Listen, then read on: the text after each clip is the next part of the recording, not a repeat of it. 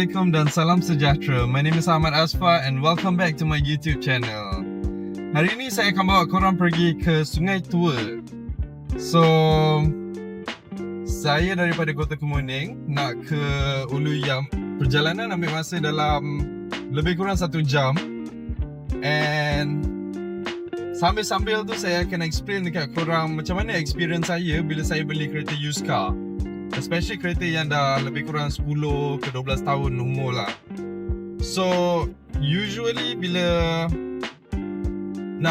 saya punya experience time saya nak beli kereta used car, itu adalah experience yang pertama saya. So saya tak berapa tahu sangat.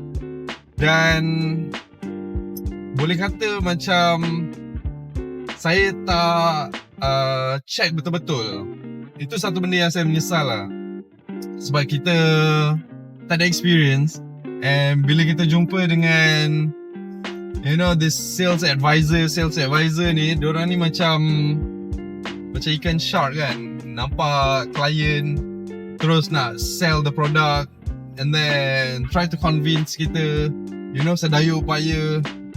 So the guideline untuk beli kereta used car adalah, first, you kena screw dulu. You kena tengok condition kereta ni, dia ada accident ke tidak. And then yang kedua, you kena tengok mileage kereta tu. Yang ketiga, you kena tengok literally at the physical side of the engine, ada leaking tak? Ada leaking daripada valve cover gasket, ada leaking daripada head punya gasket, ataupun dia ada coolant punya leaks. Benda-benda ni memang macam kita boleh nampak tau. Dia ada macam oil punya residue. You boleh nampak ada minyak berkeladak dekat dia punya dinding engine dia, warna hitam-hitam macam tu. Kalau ada, then you boleh start tanya dorang, ataupun you boleh buat pilihan yang lebih baik daripada tu kan. Seterusnya, you kena check dia punya untuk NVH, Noise, Vibration and Harshness. Saya personally hantar kereta saya dekat LAN Engineering, ataupun dia ada bengkel lagi satu lah. Bengkel kedua dia is FRL Performance dekat Ampang. And diorang ni literally boleh buat semua benda, sebab diorang ada machinings and whatnot, semua machinist, every single thing that they can do. Saya akan recommend korang untuk pergi buat kat sana. Tapi kalau tempat tu terlalu jauh sangat, then mana-mana like engineering tire shop boleh buat lah, yang ada mesin-mesin ni semua kan. So barang-barang yang saya tukar dengan dia adalah kebanyakannya saya punya undercarriage.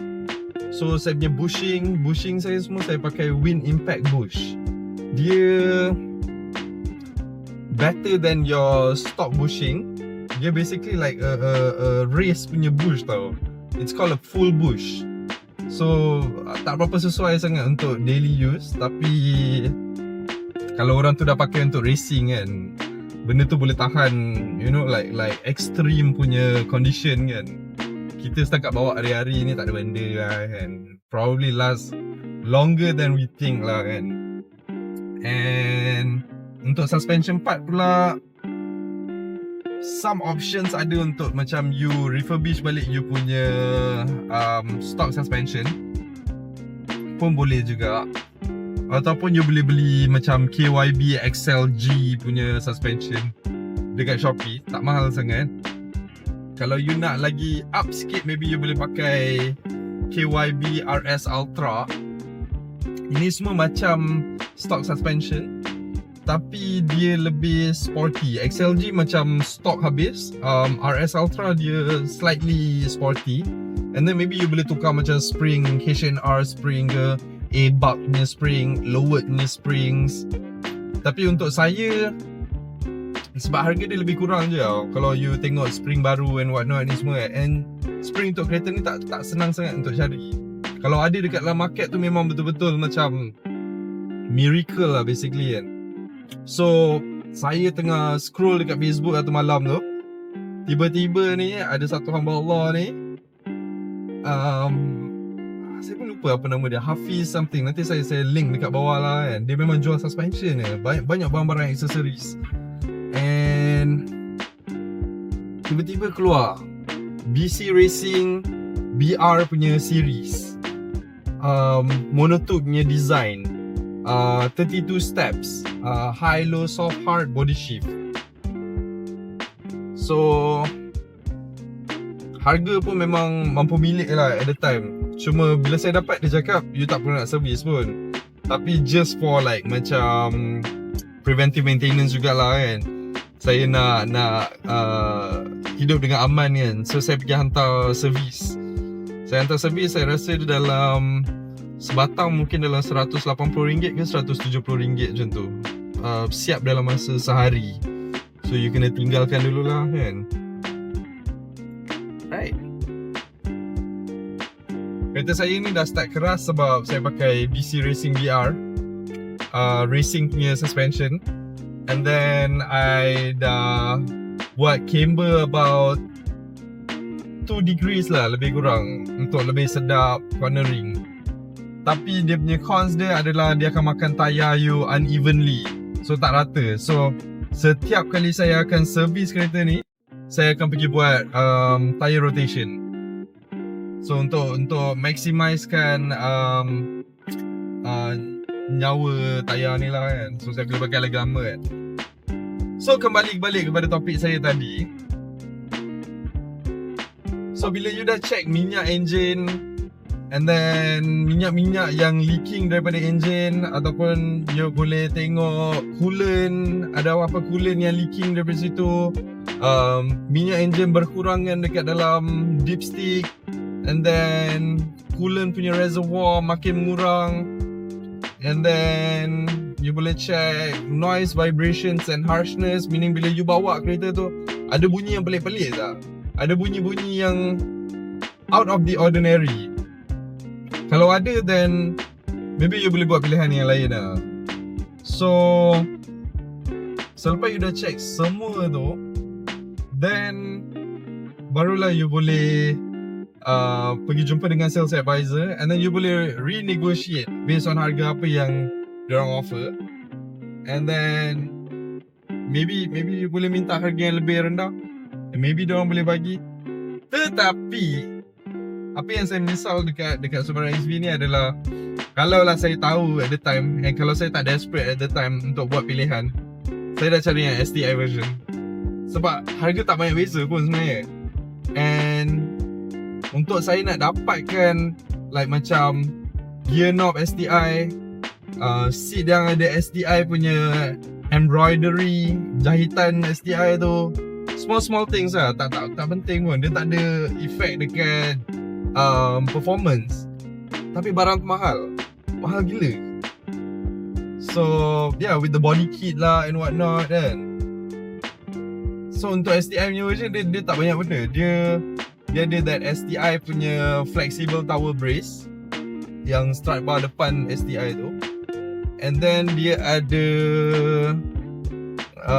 the body kit, STI punya body kit, and then dia ada mostly interior, like macam carpet dia ada tulis STI, seat dia ada tulis STI, gear knob ada tulis STI, and I rasa itu je kot.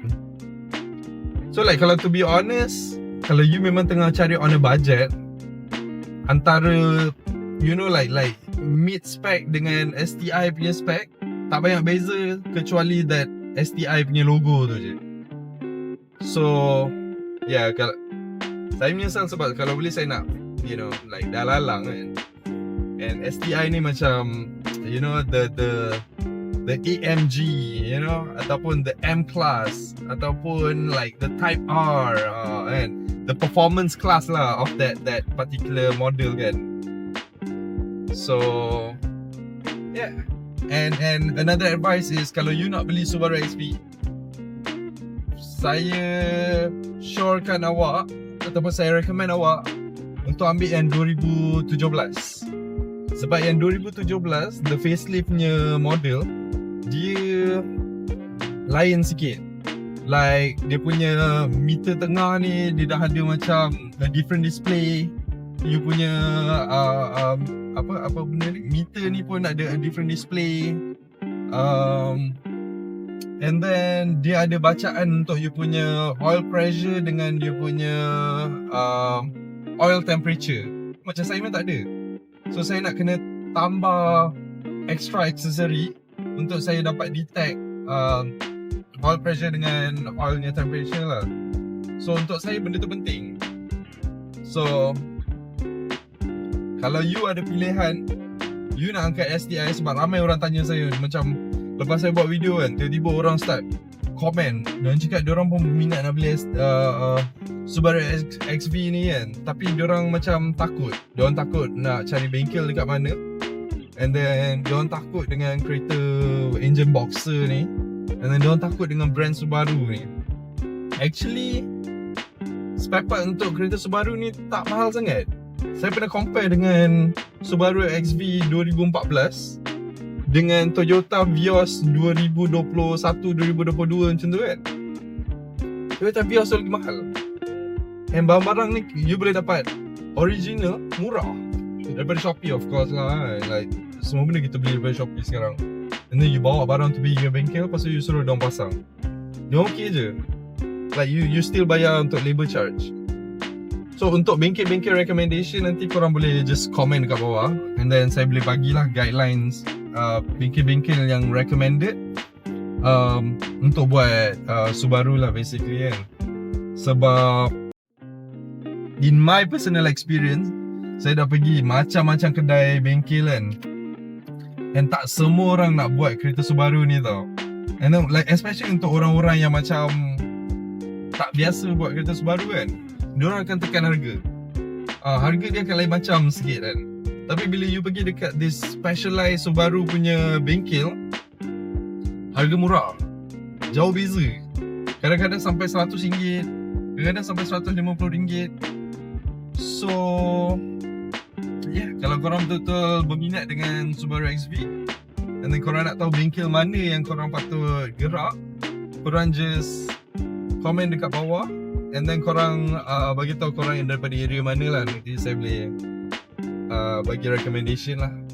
Ni pun datang daripada macam grup-grup Subaru, otai-otai Subaru kan. Diorang pun dah ada diorang punya main bengkel.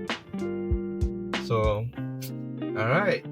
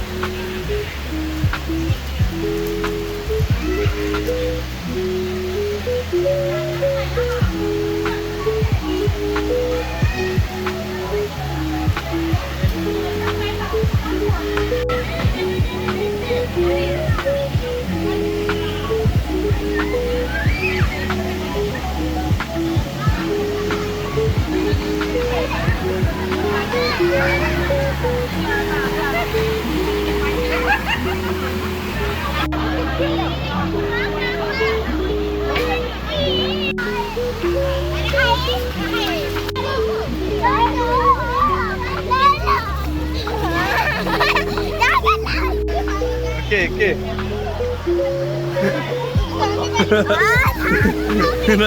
Kenapa awak?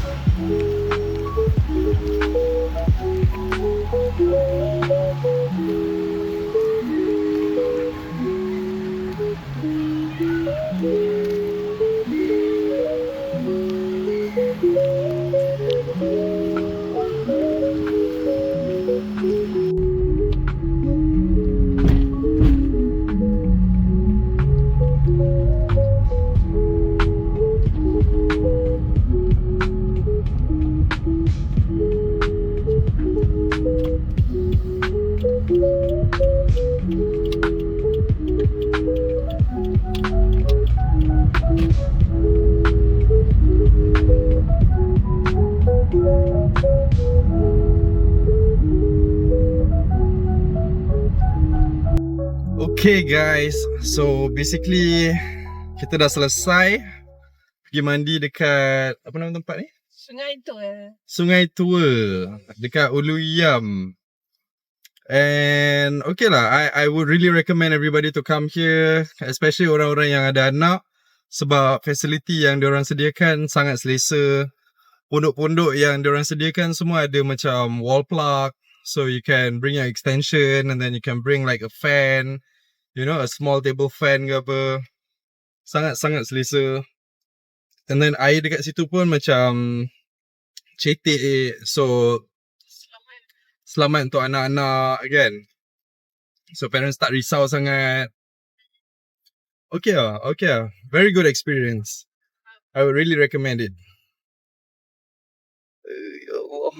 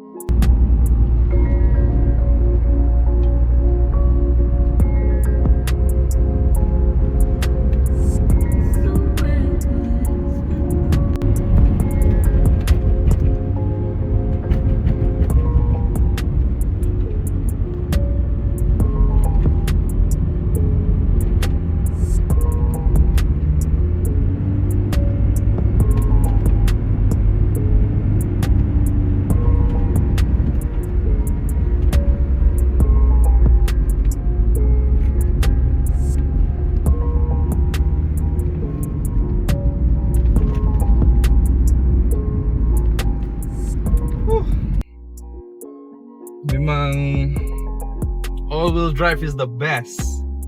Dia tak rasa sangat body roll.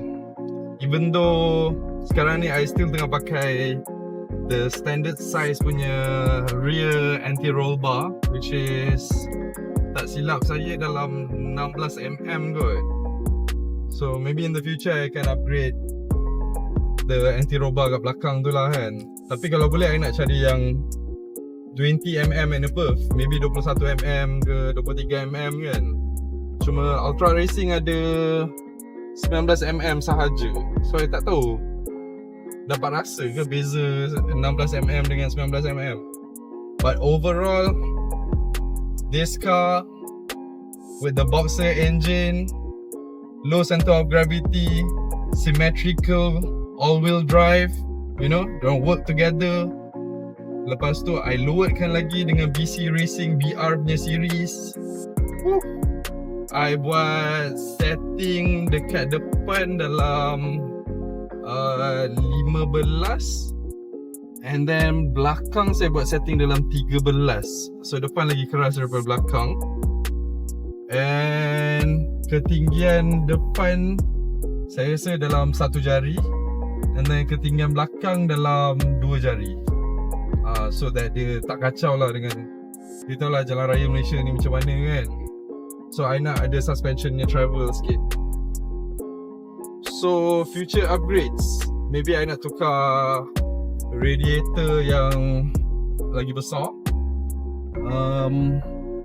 and then I nak masukkan CVT punya oil cooler, and then I nak masukkan engine punya oil cooler. Dua-dua I nak cari yang 16 baris, 16 rows. So and then after that, I rasa kereta ni dah complete lah. I mean like, dia bukan kereta yang paling, you know, 400 horsepower ke 500 horsepower ke apa kan, tapi dia sedap untuk memandu. Kena lagi disebabkan I loadkan kereta ni, I nak kena ada camber sikit. So my camber is about 2 degrees. So memang dekat corner, bak kata abang Reba, apa nama dia tu, Reba Auto ke apa kan, whack the corner.